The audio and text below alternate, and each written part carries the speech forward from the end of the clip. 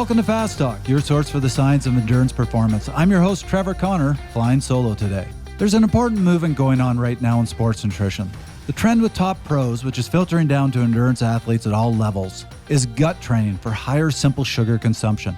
It wasn't that long ago that top experts saw 60 grams per hour as the upper limit of the amount of sugar we could consume. Now, some of the biggest names of sports nutrition are promoting 120 grams per hour, even on training rides. Experts point to this high sugar consumption as a key explanation for the improved performance level they're seeing at races like the Tour de France, leading some to say that it's absolutely necessary for performance, while others are saying that we can perform at our best on a high-fat and even a ketogenic diet. There are top names on both sides of this debate, and we've had this conversation with many of them on this show. The one thing that's not debated is that high simple sugar consumption is bad for our health. In fact, the body of research showing sugar's negative impact on heart disease, cancer, cognitive decline, and diabetes is growing weekly. So while those couple gels may be the difference between winning and losing your next race, the more important question is whether they're the best choice on your 4-hour base ride in February. Should we all be making healthier choices when we're training and even when we're racing? To help us answer these questions and offer their suggestions on how to best fuel for health, I'm talking today with two experts in sports nutrition, Dr. Mikki Williden and Dr. Laursen. Dr. Williden hosts the Mikkipedia podcast on nutrition, health, and longevity and is the creator of Mondays Matter, a successful fat loss group program. Dr. Laursen is the owner of Athletica.ai and is a highly respected researcher who's published many studies on sports nutrition.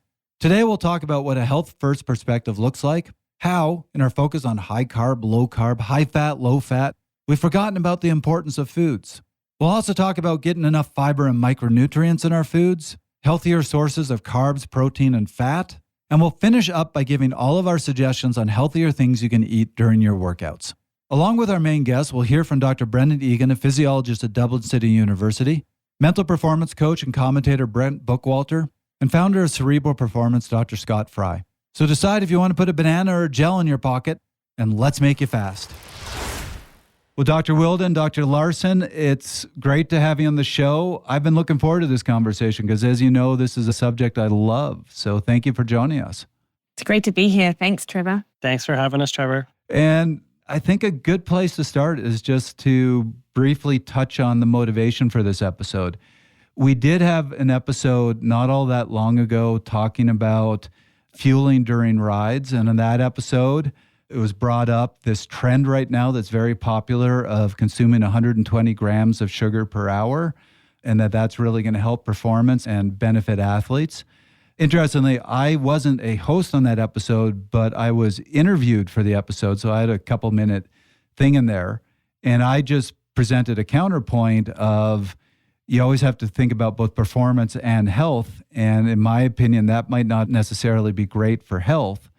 And I ended up getting a bunch of emails from our listeners saying, yeah, we agree, but what should we be eating? And that was kind of the impetus behind this episode. So I've always said, I can tell you about the science of nutrition, but I'm a horrible chef. I don't know how to make anything, so don't ask me those questions.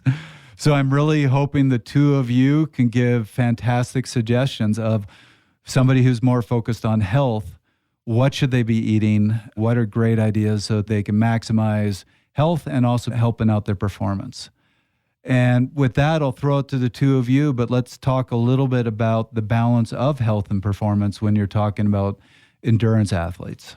Yeah, and I love that you sort of bring it back to health, Trevor, because, I mean, we all know that you cannot perform at your best if you're not a healthy athlete. And even though carbohydrate can absolutely help enhance performance to a point, there's really good research to show that even in endurance athletics, you're not protected from the effects of sugar just from the fact that you train and then you put out long hours out there on the bike or running, for example. And you only really have to look at the likes of research from Prinz, who showed that 30% of the athletes that they studied on either a high carbohydrate or a low carbohydrate diet actually went into pre-diabetic sort of blood sugar ranges when they followed them with a continuous glucose monitor when they were on that high carbohydrate diet. So I think sometimes there's a thought that if you're lean, then you're going to be healthy regardless of what you eat as an athlete. And I just really want to, I guess, first point out that that's not necessarily the case, particularly as you age. Dr. Laursen, I know there's a subject you love. You wrote a paper on this. Many, yeah. With Phil Maftone, athletes fit but unhealthy, right? And because I was in that camp, right? Like I was a fit but unhealthy athlete. So that's why, it comes from personal experience. I was pre-diabetic. I had high blood pressure. And, Dan Plews, who, Mikki, I know you're with him right now in Kona as we speak.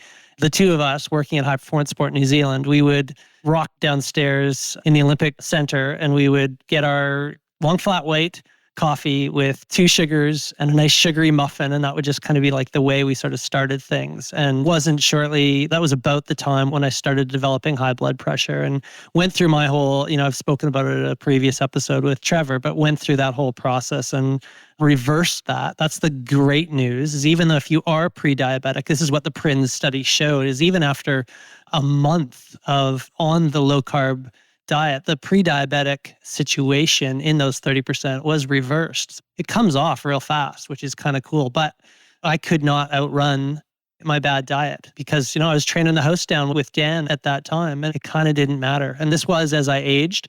So this didn't happen when I was in my 20s that I was aware of, but it crept up to me in my late 30s and I didn't think it could. I thought all that, just like probably a couple listeners out there think it's all crap. But it happened to me. And that's why kind of I'm speaking up about it. So you can be fit, but unhealthy. And that was me. So you don't have to do it that way. To me, that's the really important message that I hope kind of comes through. As I don't know if the evidence is solid enough to say that you have to do the high carb route and that you have to do the 120 grams an hour route. Because I think there's strong evidence that we can go about going at this a different way, that fat metabolism can be ramped up high enough, if you want it to meet the same demands of the metabolic carb oxidation. And I think there's good studies, even the one that we'll probably talk about a little bit today with Gonzalez. I think it was the 120 gram an hour one. Yeah, and we'll put all of these in the show notes for anybody who wants to see the references because we're going to refer to a bunch of studies. Sorry, it was the Harris et al. Study in Morton's lab, and it was basically the carbon-13 glucose-fructose labeling reveals comparable exogenous carb oxidation during exercise when consuming 120 grams per hour in fluid gel, jelly chew, or co-ingestion. And they compared it with a water control group. And it's interesting how fat metabolism really ramps up when they're just having the water only, because it has to. It has to still meet the demands of that 3 hours of work that they were doing.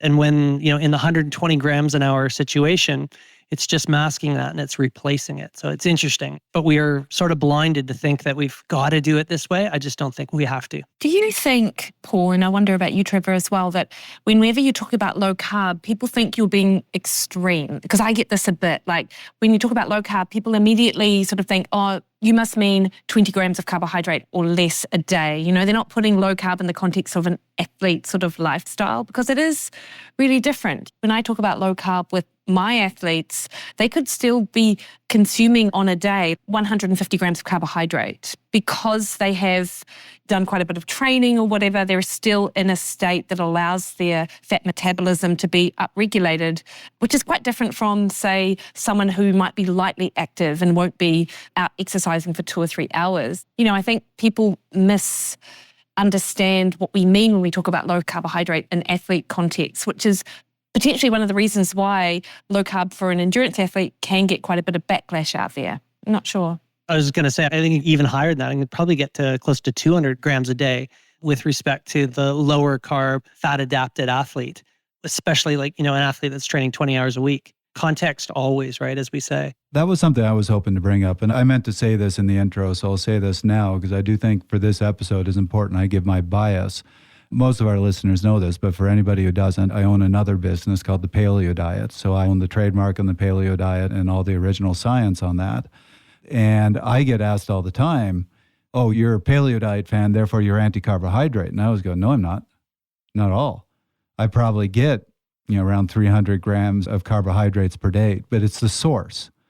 I don't eat the goos and the gels and things like that. I eat fruits and vegetables. And everybody goes, There's carbohydrates in fruits and vegetables. There's this mindset that the only sources of carbohydrate are bread and gels.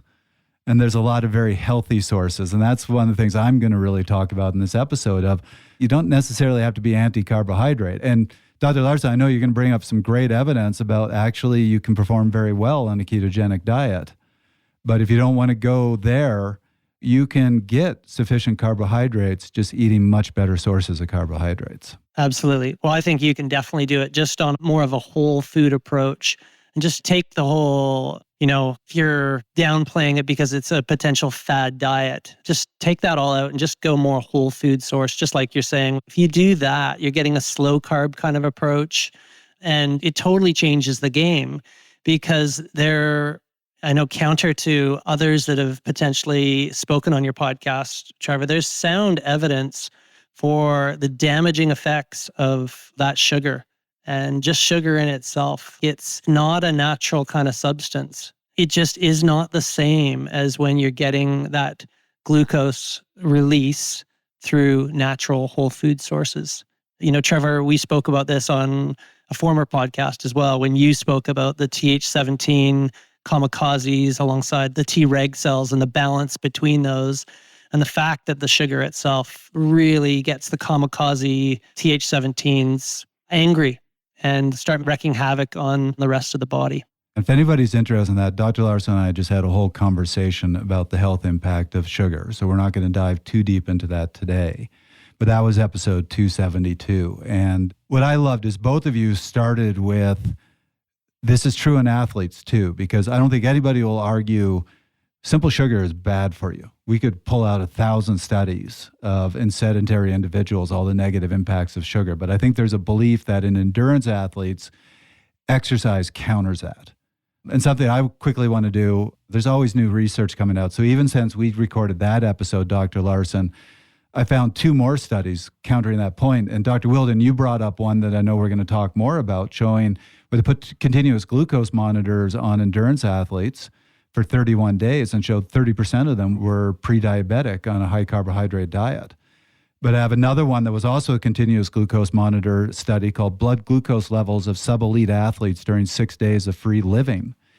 And I'm just going to read the conclusions to you. And said, contrary to expectations, high blood glucose appears to be more of a concern for athletes than low blood glucose, even in those with the highest energy expenditure and consuming below the recommended carbohydrate intake. So they were expecting that exercise was going to be protective, and they found the exact opposite. Another one that dropped my jaw, this was a heart study in children. So children athletes aged 7 to 15. And again, I'm just going to read to you the conclusions. The group of children that consumed sugar had on average a significantly longer duration of the T-peak and T-end interval. So this is in their EMGs. There's an association between sugar intake and the duration of the T-peak to T-end. In our case study, it was demonstrated that the benefits of playing sports cannot compensate for the harm of overconsumption of sugar. So an important public health target would be to lower sugar intake in children's diets. And we found the same thing, Trevor, as well. Lucas Cyprin, Czech Republic colleague, did a study as well, similar. It was in just recreationally trained individuals. No, sorry, it wasn't recreationally trained. It was sedentary individuals. But we went at it the same sort of way. We looked at a diet intervention, we looked at an exercise intervention, and we looked at a diet and exercise intervention. And it was only when the diet kind of came into play where we actually found reductions in all of the health-related markers or improvements in the health-related markers. The exercise, as vigorous as it was a HIIT protocol. It did nothing. It was right across the board. Everything was the same as the control group. So again, to back your point, we also found that you couldn't outrun the bad diet. So, and again, the diet is so principal to the health in terms of what I'm seeing. I'll also add, when we talk about sugar, obviously it's a huge part of what we're talking about, but I think people also misunderstand what healthy food is actually, because there will be a lot of athletes out there who, in their mind, they're not actually having a lot of sugar, but they might be having whole wheat bread or orange juice, cereals that your body will just recognize as sugar, And if your diet is formed on the basis of these sort of health halo foods, because we've been told for decades that low-fat, high-carbohydrate diets are healthy, that can be problematic as well. So even sort of understanding what a healthy diet is comprised of, I think, is really important too, because a lot of people can get caught out that way. They're buying products that they believe to be healthy, but actually the body will just recognize it as sugar and they'll be broken down very quickly and dealt with the same way. And I don't know, as a clinician, I see that a lot. I have a lot of athletes come to me and they're eating what they believe to be a healthy diet, but in addition to it being more carbohydrate than what I might recommend, they're also missing out on a lot of other nutrients that are really important. Because whenever we eat, it's opportunity cost.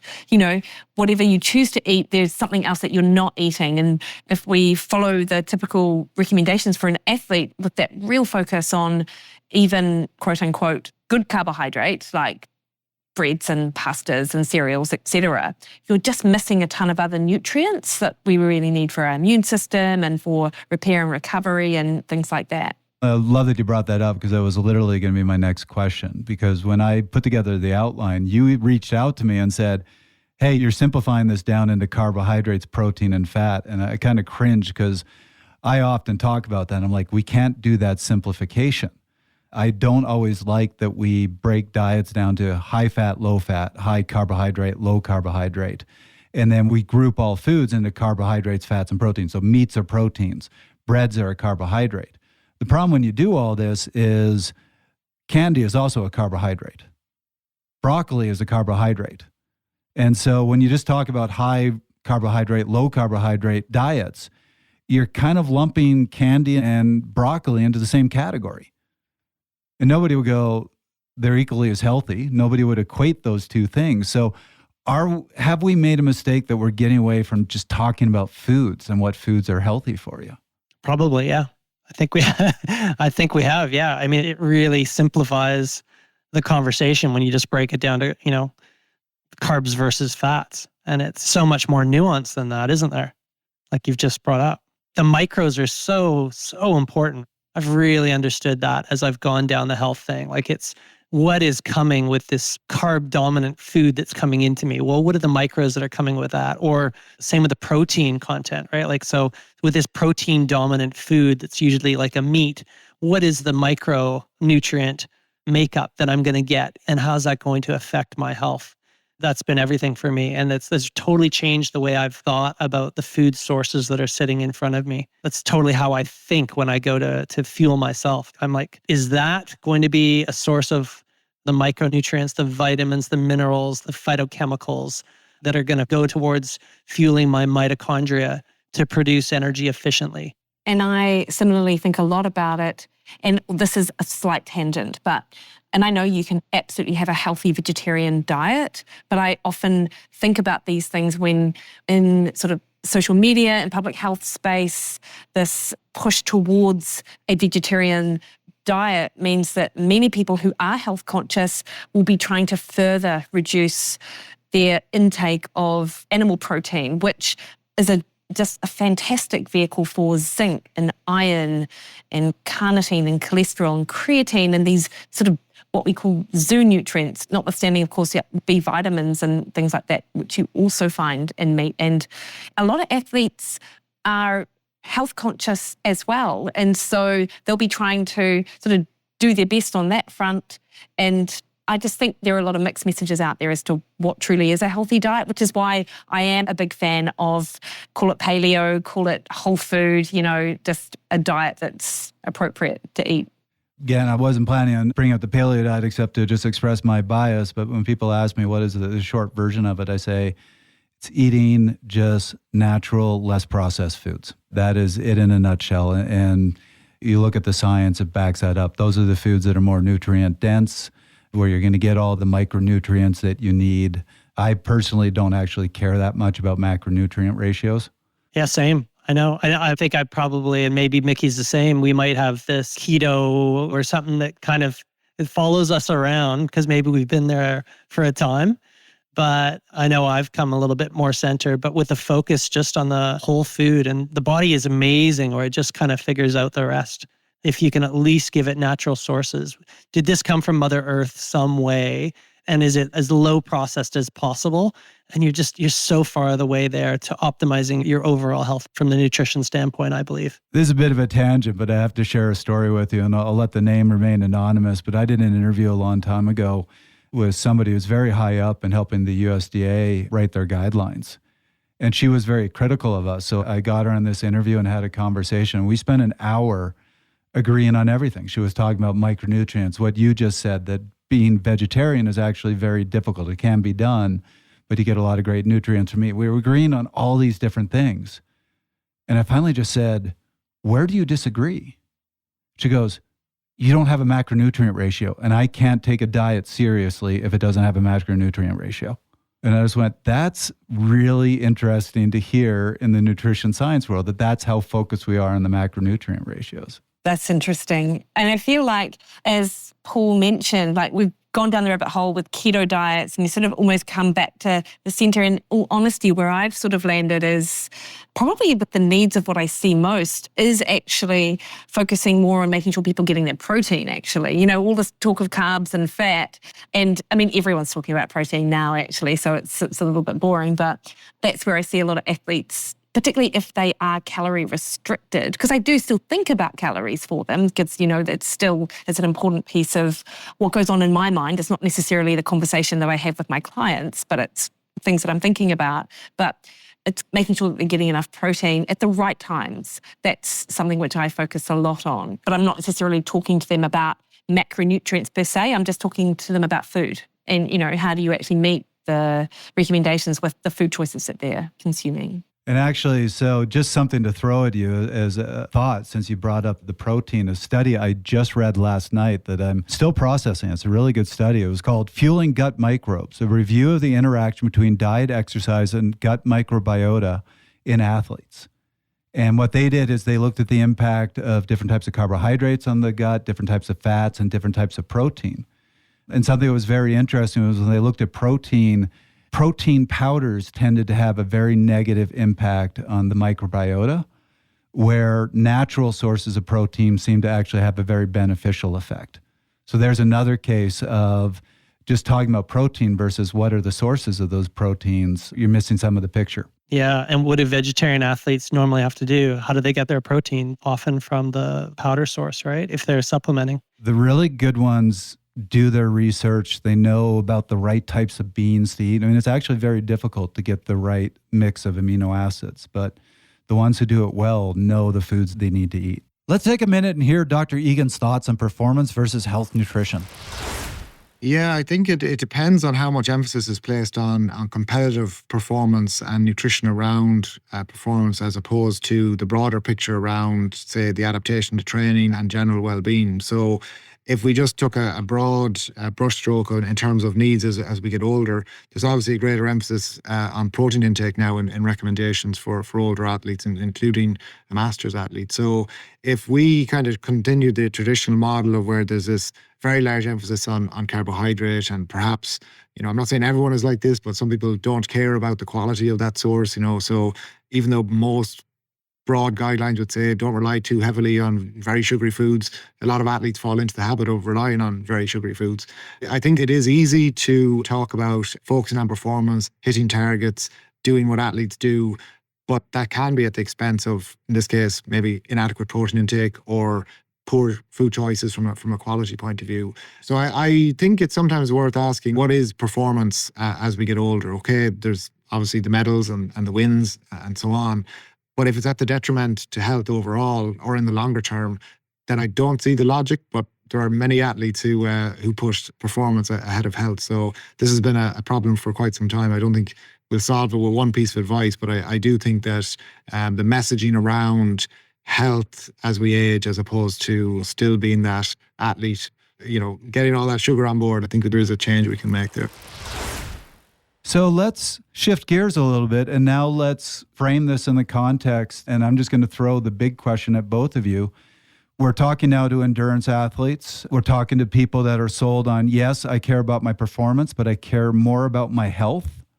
And look, all you care about is performance, and you are, no, I just need to cram 120 grams of sugar down my throat every hour. We actually have a couple episodes that we did with Dr. Eukendrup, and those are episodes 83 and 150. Please go ahead and check those out. You've now heard our bias, but if you care about health, which I think is a lot of our listeners, and I strongly encourage everybody to care about health, let's talk about how you should be eating when you're out on your rides, when you're out doing your runs. And so we'll dive into the details and down a few rabbit holes, but I'm just going to throw that broad question at both of you. What are your broad recommendations? Maybe I'm going to start a little bit, if you don't mind, Mikki. I just want to lay a little bit more science out there, and then I'll pass over to you for some practical recommendations. But I want to go back to the study that I just mentioned. It was the 22-23 paper by Harris et al. And I started talking a little bit about it, but it's basically where they were looking at the gels, fluids, jelly chew or co-ingestion at 120 grams an hour, right? So let's just call this as the new gold standard for how you fuel your carbohydrates. All right, so fine and dandy. They're doing this study in well-trained cyclists, and they're ingesting all these different versions of it over, 3 hours, and they're showing that they can tolerate it. And they're comparing this with a water control group. We'll include a link to this paper, but what's fascinating to me is that it's a tracer study. So you actually get to see how much of that sugar, the 120 grams an hour, is being oxidized by the muscles and how much isn't. And the long and the short of it, if you actually go back and do the analysis, is that you find out that there is, after about 3 hours, there's 360 grams that are ingested, right? 120 grams an hour, and 219 of that is actually getting oxidized. So 39% is unoxidized. It's left in the system. Now, what happens with that sugar? Where does it go? It basically winds up hanging out somewhere in the bloodstream. And, you kind of do the math. And if you're continuing on that for even longer across, Ironman events, that's a whole lot of sugar that is just sort of sitting within you, right? And again, back to the TH17 kamikazes, it's a lot of stress that's sort of sitting in the system. Again, back to sort of the health standpoint there. And in the non-ingested scenario, that has to be met by something else. It's met by the fat. So my bias is that if you're caring about your health, maybe you want to consider a different way of going about things, because there's problems with this too. Now, this is where I've taken a lot of elite athletes who've come to me, and they come to me with a debilitating situation from Ironman. They're bloated. That carbohydrate is sitting and hanging around in the gut. And there's a fermentation process that actually has to occur. And they're actually not dropping out because they can't exercise. They're dropping out due to pain in their gut. And that's commonly reported in the literature as well. So it's a real performance issue sometimes at these really, really high rates. And this is often in the aging athlete. A lot of Ironman's athletes and others want to continue to kick ass through their 30s and into their 40s and even 50s. And that can be a real issue there. Einstein or someone said the definition of insanity is doing the same thing time and time again and expecting a different result. So you might want to switch things around and maybe go to some alternate ways. And that is becoming more fat adapted, less reliant on that 120 grams an hour philosophy, bringing that down more to 60, and then maybe choosing some alternate strategies of fueling that I'll hand over to you with, Mikki.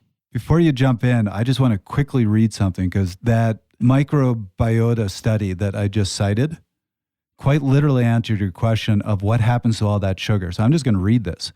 Athletes focused on maximizing glycogen storage may ingest high amounts of carbohydrates, but avoid non-digestible carbohydrates and fiber. Evidence, they didn't say fiber, but I'm adding that because I talk more about that later. Evidence suggests that a high carbohydrate, low fiber dietary pattern has detrimental effects on intestinal health and microbes, including altered intestinal transit times, a loss of bacterial diversity, and reduced SCFA production. And they go on to talk about basically those carbohydrates ferment in the gut. they increase intestinal permeability, and they really inflame the gut-associated immune system. There's the answer to your question. And sorry to interrupt you, please. But I mean, like Mikki's in Kona right now. She's about to watch the Ironman over the weekend. And I guarantee you she'll be out there and she will see a very large number of athletes that are keeling over and they're holding their gut. And it's because they've got too much gas in there ultimately because they've been doing this all day long. And it's a real problem. And it is a reason why many will drop out or at least not perform to their optimum. So it's not making this up. And there's such a difference as well, Paul, between what you can study and how that translates into the real world as well. So a long duration study is 3 hours, as you just mentioned. Yet people are out on the bike in Ironman for like 6 hours, maybe 7 hours for some, and the entire race for some people is like 12, 13, 14 hours. Like, you cannot expect your ability to digest carbohydrate in hour 2 and 3 to be the same as what it's going to be in like hour 12 and 13. It's just fatigue, intensity, palatability, so many other things to consider in the latter part of the race and I feel like this is a point that's not acknowledged by so many people out there saying 120 grams of carbohydrate an hour is A-okay. And for what it's worth, I do think there is a difference between those in the elite end of the sport versus even those who are competitive age group athletes. Like, to be an elite sport like Ironman or cycling or running, I just think it takes something different, whatever it is. And what those athletes can, quote unquote, get away with, I feel it's quite different from what some of these competitive age group athletes are also trying to get away with. And to your point, there are a lot of people who struggle with GI issues, but for whatever reason, it doesn't click with them. They're like, I always vomit at mile 2 in the run. It's just what happens to me, not thinking it's because they've tried to have even 90 grams of carbohydrate an hour and they haven't slowed that down. And yeah, I mean, reflecting on my past as well, like I could definitely tolerate a lot more when I was a younger athlete, definitely a lot less when I was an older athlete. Something that has been pretty clear in the research is you're seeing athletes who are dealing with these digestive issues going on a FODMAP diet, which is basically just eliminating those fermentable saccharides from your diet. And it's been demonstrated again and again and again in the research to be quite beneficial to help those athletes. But there was a study that just came out, and I'm just going to read the title to you, looking at, do you need to do everything that's on the FODMAP diet? And the title is, a starch and sucrose-reduced diet has similar efficiency as low FODMAP in IBS. And basically the gist of the study is, you can eliminate all the things that the FODMAP diet eliminates, but actually if we just get rid of starch and sucrose, we seem to see equal reduction of the IBS issues in athletes. So interesting. Let's hear from Brent Bookwalter and Dr. Scott Fry, who will share their thoughts on balance in nutrition and addressing GI issues. I think, again, I would stress the fundamentals and that there's a low level of activity where a general healthy, balanced diet can fuel that activity. After a certain point, after, say, an hour as a rough amount, you do start to need some calories to sustain that output and that energy. So I think consistency, balance, and quality. I think real food can be used for on the bike training, especially for general health purposes. We don't need a super high density 100-gram of carbohydrate drink in your bottle that costs $5 at the store, or a bunch of crazy gels. Especially when you're exercising at sub-maximal intensities, you can consume real food that comes from the grocery store and maybe doesn't even come out of a package and be completely healthy and also perform well. What would be some good real food? I like peanut butter and jelly. I like banana. If you have the time and effort, you can make some little like oat homemade granola bars yourself. A handful of seedless dates are great, easily digestible, high sugar content. I definitely hype real food, macronutrient quality ingredient. But when you're talking about, you're better off to have some calories at a high energy output than none. So I also grab the Snickers and the Coke off the gas station shelf. If you're out there for 3 hours and you don't have any food, you're much better off grabbing the candy bar and the soft drink off the shelf to give your body some fuel than depriving it from nothing. And I think those can work just as effectively for a lot of people, especially at lower intensities, than spending an arm and a leg on cutting edge science nutritional products that the professionals need. Yeah, I would just say Brent had a big impact on me in this way. As an athlete who's kind of coming back to doing bike racing now in my late 50s, I was working to get all my calories in long races through bottles and gels and having just all these GI problems after races, being really miserable. And this spring, Brent said, I think you should try some solid food, which seemed completely counterintuitive to me because I kept thinking I had to make it simpler and simpler and simpler. It was a godsend. The last 3 races, I have not felt that good after a race in decades. So, what other general recommendations would you make for athletes focused on health? I'll just sort of talk you through how I work with my athletes with their training because, not all training cycles is the same and then not all sessions are the same either. So I really focus on a sort of more carb appropriate approach, if you like. So if you do have higher intensity sessions, for example, across either a week or a training cycle, then maybe we do bring in a little bit more carbohydrate in that instance for those sessions. But otherwise, I try to work with my athletes and get them sort of focused on upregulating their fat metabolism and focusing on calories that don't necessarily come from carbohydrate for those long duration sessions or those easy training sessions. And to Paul's point, I can't recall a time when I would have recommended an athlete go above, say, 60 grams of carbohydrate an hour, or sort of depending on where they start from, but that would probably be a max of what I might recommend an athlete as well. Yeah, and I think you raise a really important point. I know we're kind of going all over the place, but that periodization of carbohydrates across different sessions in the training periodization or happenings across a training cycle, that's really important. And I've had Christian Meyer and Swain Tuff on my podcast before. I know Trevor knows these guys as well. And they're really interesting how they've kind of also gone through this whole process of discovering that too much carb, sugar all the time was not necessarily a good thing. They just couldn't sort of sustain it. And they really needed to have more fat in their diet. And then they shifted over to more the keto low carb approach. But then again, and this year after year, I've actually got a really cool blog, and I'll include that in the link. We actually got their power profile data across various different years. And this was measured by their physiologist as they're across various different teams, Orica Green Edge. And, actually showing that once they finally switched to a periodized program with more of an LCHF kind of focus, they actually didn't go down too much, as much as you'd expect. But the real major gain that they got in their training was when they did what Mikki's sort of talking about, where keep the low sessions low and keep the high sessions a little more high. And that's when they got their biggest outputs across their power profile. So that was pretty cool. Sorry to interrupt there. Dr. Williden, to your point, and I'm sorry I'm being heavy today on reading out of research studies, but there are so many good studies out there. Dr. Eukendrup is one of the biggest proponents of 120 grams of sugar per hour. And here is part of the conclusions of a 2016 study that he was a co-author on, where he said, since neither maximal power output nor immunity were better maintained with a high carbohydrate intake and increases in fat oxidation were lower, it could be argued that ingesting a moderate, and then in brackets, approximately 20 grams per hour of carbohydrate dose during short-term interval training may be more advantageous than a higher carbohydrate dose. It's super interesting, isn't it? And there are those studies, and I am not too heavy on being able to tell you the year or the author of this, but I know that this research exists and I'm sure I can hunt it down.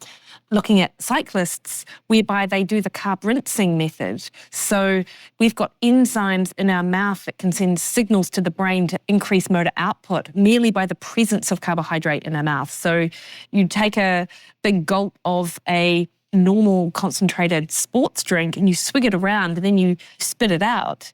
And that's enough to give the brain what it needs to increase that motor output. Yet by the end of the session, instead of consuming 55 grams of carbohydrate even in that hour, you may have only consumed maybe 15 grams of carbohydrate by the time you've sort of gotten through that bottle. So that's really advantageous. Suggesting that it's more of a central nervous system potential helper than any metabolic change per se. That is super cool, Mikki. Yeah, it's super interesting, isn't it? So here's a question for both of you. Somebody's out training, they care about health. Are they better served bringing more natural foods on the ride? I mean, let's face facts. Gels are easy to carry. Goos are easy to carry. Sports drinks are easy to carry. Carrying bananas and other foods can be tougher. But is it worth it? Is that what you'd recommend, or is there a third option here? For me, it's definitely stay away from the gels on your training. Go the small extra step to get that banana, or could be an apple, could be anything. Could be like, a handful of cashews. There's lots of athletes that even make their own sort of coconut bars and these sorts of things with various different natural substances. They make their own. That's, to me, the better strategy. So as much as you can kind of gravitate in the here and now when you're out riding, that's better for me than going the lazy route and supporting the gels. Again, you're just going to get sugar into the system. And we've just been through the health consequences of that. And look, Trevor, you've spoken about your AFib before as well too, right? And I'll speak about my arthritic hip. Like, there's potential for these problems down the road. So I'm with Paul on that. And there are so many other options. And Paul, you listed off a few of the favorites that some of my athletes would have. But even, I think it was Alan Lim. And I don't know how either of you feel about Alan, but he's got like a whole recipe book on like rice balls even, which may or may not suit some people, but it's a pretty cool concept of you could do savory, you could do sweet, just putting together some rice and avocado or whatever and going the extra mile in that regard. You've also got nut butters like Justin's nut butter.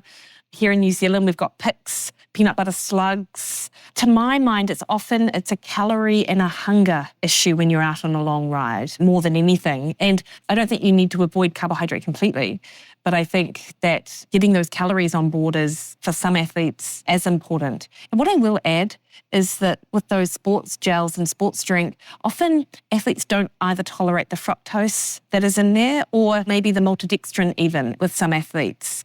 So if I am after sort of quick carbohydrate, I don't know how either of you feel about this, and I have an athlete who has a really sensitive stomach, which might then mean that they're unable to have a ton of actual real food, then for that quick carbohydrate hit, often I get them to put just glucose in a small bottle with a little bit of salt, and then they put a bit of water, and it's literally what they have, and they're just doing small amounts, like small sips of that, not unlike what we were referring to with the carb rinsing, but that's giving them the carbohydrate their body's just going to use in the moment, so they're not having to deal with the fructose or the maltodextrin. And that's super easy to do. You can buy glucose powder from the supermarket. That is straight carbohydrate, of course, and it is straight sugar, but it's in small amounts that they're using at the time, and it's not necessarily the only thing they're doing, depending on that session.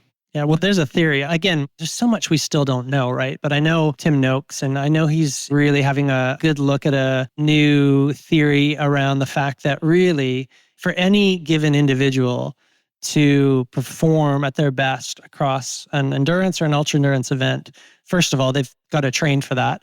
But second of all, in terms of their performance optimization, they really need to have a maintenance of that blood glucose. The blood glucose needs to be stable, homeostatic for whatever set point is for them. He's amounting this pile of data, I know right now, that's basically providing a really good argument to the fact that time to exhaustion, or when you'll actually stop and fatigue, very much relates to when your blood glucose level drops below the set point that you cannot tolerate. Now, in a fat-adapted ketogenic athlete, I've worn continuous blood glucose monitors, and that in my keto state can be down as low as 3 millimoles. Normal is at 5 millimoles for reference. But it's just whatever normal point is for any given individual. And if that theory is right, you really just have to do whatever you need to do in terms of an ingestion to keep that level normal.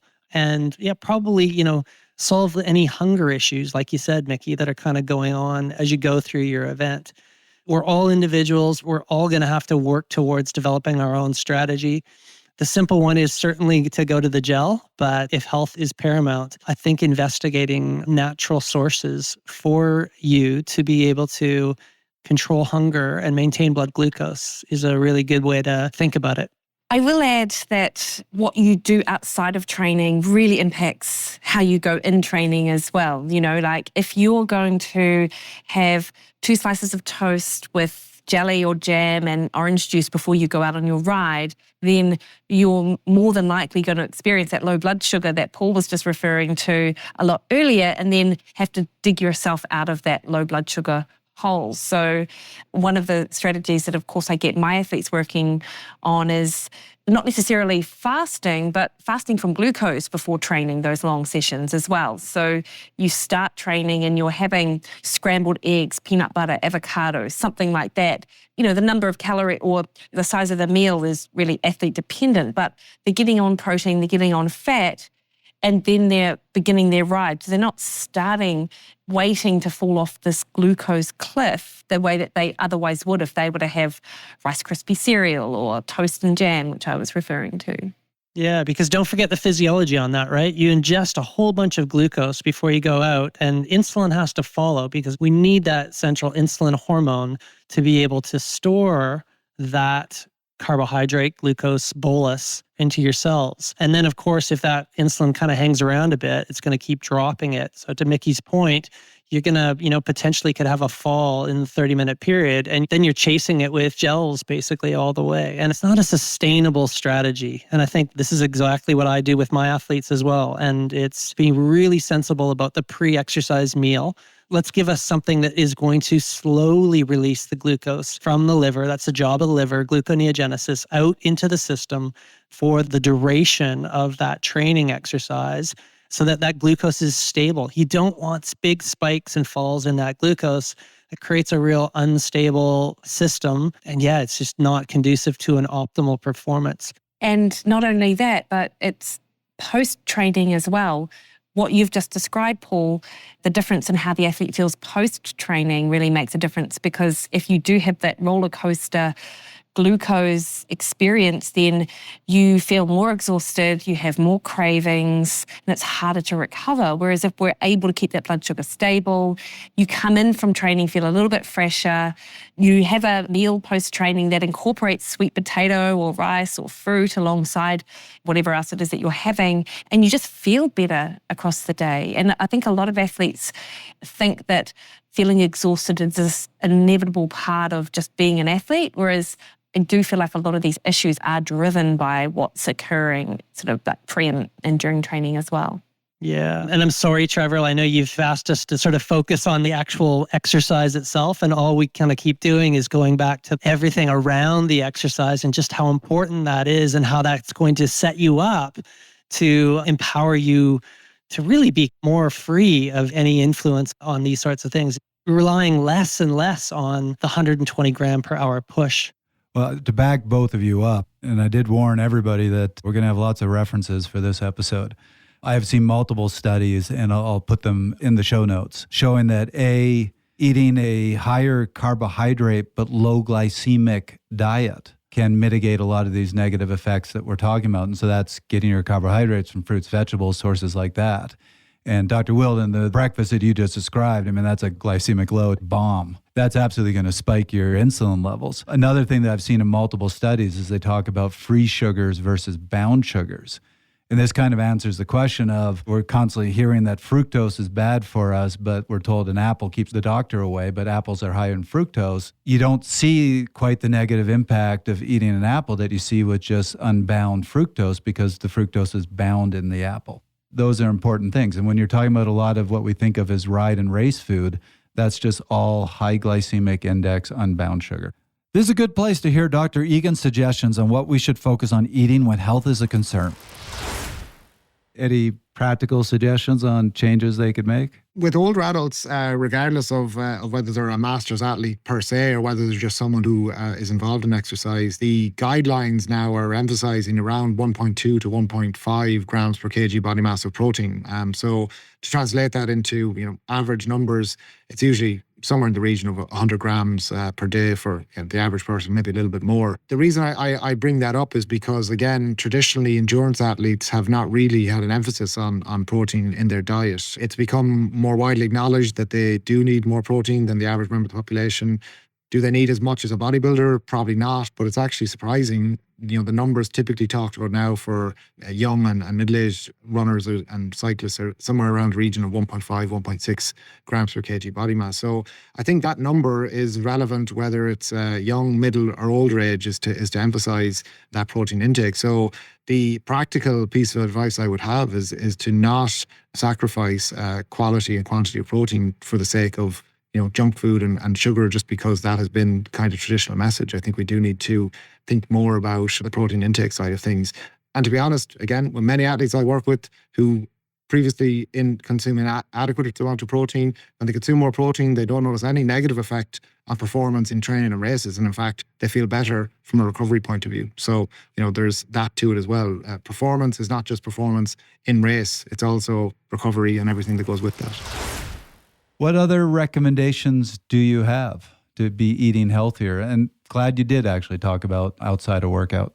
Well, I like to, as I mentioned earlier, a lot of my clinical work is focused around optimizing protein for athletes. And so I think I'll just give a little context here, is that many athletes might not necessarily be low protein across the day, although many are, but often the general eating pattern is to have a lower protein diet during the day and then have an adequate protein later in the day. The dinner meal doesn't seem to be an issue, but lunch and breakfast often are, because protein isn't that convenient. So it's hard to have a healthy diet by accident, actually. So I just really counsel my athletes that they have to treat their diet and their food prep the way that they treat their training for their event. So you have to set aside time to hard boil eggs, to pre-roast chicken or do a ground beef dish, have these proteins prepped so it's easy for them to sort of come in the door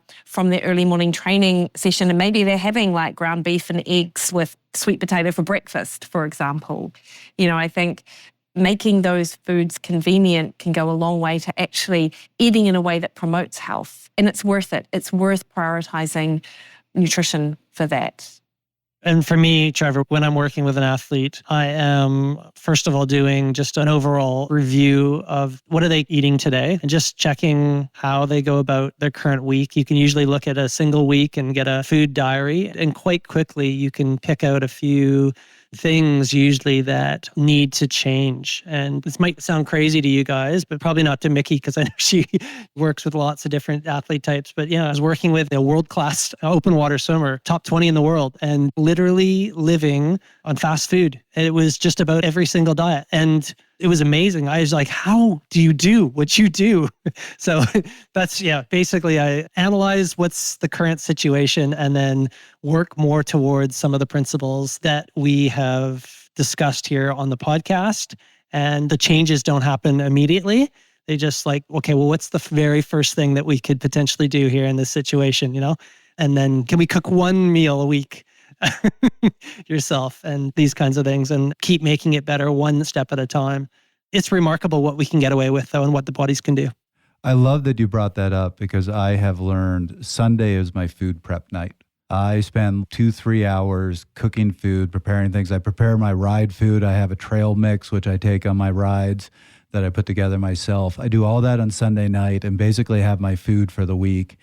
And I can't tell you how often that saves me, because I drive down the fast food alley on my way home. And if I'm leaving work at 7 o'clock at night and I know that I don't have something waiting in the fridge at home, I can't tell you how often you just kind of look at, well, there's a crappy Thai place, I'll get that. And you're someone who thinks about health as well. I think people underestimate the pull to convenience when we feel tired, despite our best intentions. I'm so pleased you brought that up, Trevor, as well. For sure. And I will admit, even in my context, I'm blessed with a little bit of time and enough time and knowledge to do all of that food prep. But I know that's the reality, is that it's difficult to find that time, and it's so much easier to go the fast food route. But if you can dial back and find that time in your schedule, I guarantee you it is well worth the investment on your health and performance to learn how to cook, learn the foods that you want to cook with, It makes a huge difference. People feel a little bit overwhelmed at this idea of cooking and food prep if it's really new to them, or the idea of changing their diet can feel really overwhelming. But again, I think it doesn't take that long to steam broccoli and grill a lamb chop. For example, it's a very easy sort of thing to do. And don't look at it as changing your entire diet. I would look at it as just changing a few habits, because if you change those habits around your food prep and having food available, your diet will change really without you even having that burden of, what am I going to do? That's another reason why I bring it back to food prep, because that just changes everything. Look, I will give a suggestion. This is coming from the person that A, has no time, B, is the worst chef on the face of the planet. I can tell you what to eat. Don't ask me how to prepare it, because you will be highly disappointed. But that said, I'm going to tell you what I do that works with the very limited time. As I said, Sunday is my food prep night. I turn the grill on. I grill multiple steaks, a bunch of chicken, some pork, and a bunch of salmon. I grill all my meats then, and then some of it gets frozen, some of it goes into my fridge. But then through the week, I would say 90% of my meals, I come home, I put some olive oil in a frying pan. I saute some vegetables, and I mix up the vegetables every time. I have a whole bunch. And look, I frequently just do frozen vegetables. Often they're as healthy, if not healthier, than what you find in the produce section. Then I pick one of those meats, just cut it up, throw it in. And then the way I have my unique meal is picking different sauces or picking different spices. And it takes 10 minutes. It's easy, and you have something different every dinner. I love that. Yeah, me too. It's not 5-star chef, Michelin star type meals, but it works. What I will say, lots of clients that I speak to that sort of get on the same path that you're talking about, Trevor, because we talk about it, they're like, my food's really boring, but and then they talk through just what you've described, Trevor, and I'm like, well, are you bored by your food? And they're like, well, no, I'm not bored by it.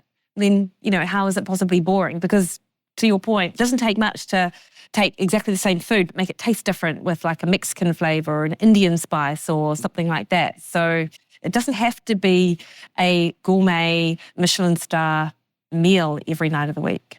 So we're getting close to the point where we need to round things up. So I know there were a couple things that both of you wanted to talk about before we finish up this episode. And Dr. Laursen, you've been very interested in the high-fat diet. And I know that really got shot down in the research about 6-7 years ago. But you've been following the newer research, and it does seem like it's been coming back around. Do you want to take a couple minutes and talk about that? In particular, I know there's one study that you sent to me that was pretty fascinating. Yeah, so there's a series of studies. I think it's on the same group. But it's Philip Prinz, Andrew Kutnick, Tim Noakes are kind of like the central authors on these ones. They've had 2 or 3 good papers that have come out on this with this cohort where they've adapted them to fat or carbohydrate across about 30 days. So it's a pretty long-term adaptation phase, and it's super low carb or super high carb is kind of the different context. Mikki alluded to this initially in the Prinz study when they first presented. 30% of this group that was coming into the study were already pre-diabetic with the blood glucose monitors that they were wearing. And again, I mentioned before that when that group went through their low carb adaptation, high fat diet, they reversed their pre-diabetic status, meaning they improved their health. But of course, what this always comes back to is those listening to the podcast, we care about performance. And the important take-home point from this was that across all the different markers of performance that they looked at, performance was not impacted. In fact, there was trends more for enhanced performance in the low-carb condition, high-fat condition. So it's just more backing that it's not necessarily detrimental. I spoke about this before in the podcast I was on with Trevor, did a study with Stephen Seiler and colleagues where we looked at the role of fat oxidation and the role that plays in enhancing your overall performance and specifically your VO2 max. When we looked at a well-trained group versus a really highly trained group of runners, and it was fat metabolism that was related to VO2 max and overall performance, not the amount of carbohydrate that you can burn. So fat has a very important role to play overall. And yeah, I guess if you're still on the fence with considering bringing more fat adaptation into your persona, into your metabolism, I just really encourage you to reconsider strategies to enhance that because they're all over the place, right? Whether it's fasted training like we've talked about in here, periodized training, or manipulating the diet or kind of combinations of all these different things. There's a lot to be said for it. One of the really interesting things in that study was they recorded the highest rates of fat oxidation ever recorded. And it was at 85% of VO2 max, a point where common belief is you shouldn't be oxidizing fat at all and you should be completely reliant on carbohydrate at that point. That's right. Yeah. And again, this could be probably a whole other podcast that we do in the future. But basically, there's a big confounder to the substrate oxidation formula, actually. It's basically when you're producing a bunch of lactate, all of this, goes into the bicarbonate system and out comes a whole bunch of carbon dioxide. That's the role of that bicarbonate that floats around in your bloodstream. And that masks some of the equations that we're using in stoichiometry to actually calculate how much carbohydrate and how much fat. And it biases it more towards carbohydrate, thinking that we actually have a whole bunch of carbohydrate.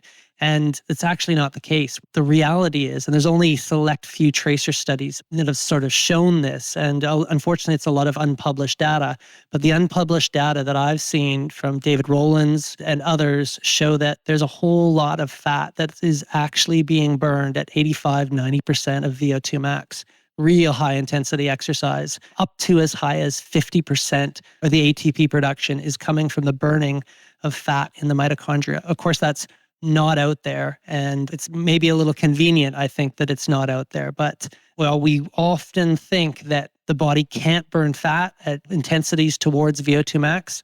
The reality is, at least in my head, I know it can. And why would the mitochondria throw away the oxidation of a perfectly good substrate? I don't think it would. And Dr. Williden, before we get to the thing I know you really wanted to talk about, just a recommendation to any of our listeners. If you want to explore some of these different dietary approaches, there's a great review called Efficacy of Popular Diets Applied by Endurance Athletes on Sports Performance, Beneficial or Detrimental, a narrative review. So it looks at vegetarian diets, high-fat diets, intermittent fasting, gluten-free diets, and FODMAP diets, and looks at them both in terms of their impact on performance and their impact on health. It's a really interesting review. Yeah, it is. And you sent that to me. I read that last night. It was actually quite favorable in the high-fat diet, and that's one of the most recent reviews that are out there. So that was nice to see.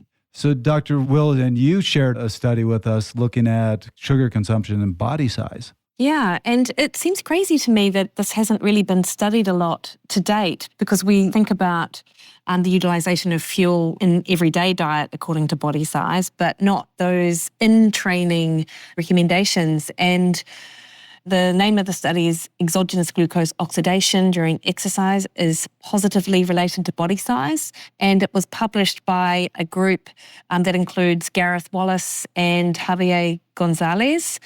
And essentially, it's a small study, and it's just one, but they had two groups of athletes, one with a body mass of 70 kilos and below, that also included women in that group, and then another group that were above 70 kilos and gave them the same amount of carbohydrate, 90 grams of carbs an hour, and got them to sort of ride at a moderate intensity for a couple of hours.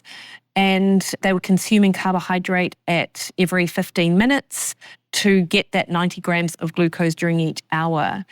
And what they found was that on average, the larger athletes could burn about 36% more of those carbohydrates than the smaller athletes, albeit, in fact, they only oxidized, I think, the smaller athletes oxidized 36 grams of carbohydrate an hour, and I believe that the larger athletes oxidized about 45 or 47 grams of carbohydrate an hour. So despite the fact that the larger athletes could ingest more, neither groups actually could oxidize that full 90 grams an hour. So I think this just really speaks to, obviously, individual differences between the athletes, but that potentially you have lean, smaller athletes going out there trying to get a ton of carbohydrate in, where, this is sort of the beginning of body research, which might suggest that body size might make a difference as well. So it's just another thing to bring into the mix when you're thinking about those individual fueling strategies for athletes.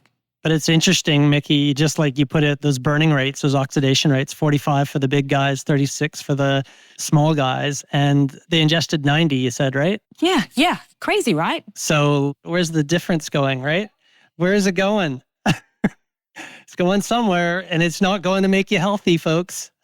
Yep. No. It's being fermented. all comfortable. Exactly, right? Exactly. So sorry, that's the science. That's the math at the end of the day. So be very wary of that if there's anything you kind of take from this. So I think we need to round it up. What we normally do is have take-homes at the end of our episodes, but I think instead of doing the take-homes this time, I want to do a slight modification, which is we promised our listeners we would give them some good suggestions on things they could consume while doing their workouts, particularly those long rides.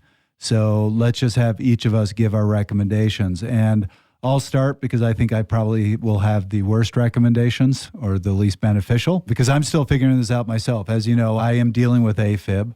I have noticed that my AFib is a lot worse when I'm eating those simple unbound sugars when I'm working out. So I'm really trying to get those out of my diet. So where I have landed personally, I just don't do sports drinks anymore that contain a lot of sugars. I will on longer rides use Noon, which has some electrolytes in it, but doesn't have any sugars. And then the food that I've really landed on is a few bars that are more natural foods, but really have started enjoying. I make now a trail mix for myself that has some nuts in it. It has pumpkin seeds in it. It has coconut flakes, and then I put some raisins in it just to give that little bit of sugar, but it's still bound sugar, and I find I respond pretty well to that. So that's what I've been doing on my long rides, and that trail mix gives me a lot of calories. It gets me through a ride well. Who would like to go next with their suggestions? Why don't I go next? Because Mikki's will be way better than me. She's the nutritionist, but I'll give you what I'm using, and these are on pretty long rides as well. A trail mix kind of thing, almond heavy. It's just my nut of choice. I've got a bit of a nut allergy to some of the other ones. So it's kind of, cashews, almonds. Those are in the safe house for me. And then this one is totally out there, but actually an apple and pepperoni sticks. We've got a butcher. So I live in Revelstoke, which is a bit of a hippie town. And we've got our own butcher that's, we know the pigs and we know the animals. We can see them around. For some reason, it's like the salt within that and the apple and the trail mix. I mean, yeah, I can do a full day of training on that kind of fuel and I feel pretty good after, good energy levels. But yeah, context as well, pretty fat adapted individual. I could almost go with nothing for at least, 5 hours and it wouldn't really faze me. So I love both what you guys suggested are excellent. I'll add to the mix that making your own sort of energy balls, but using almond meal, coconut butter, some sea salt, putting a bit of protein powder in there can be helpful for some people, or just make it a bit tasty. A very good protein powder, not some awful one that you can get with 1,000 ingredients. And there are some good ones around.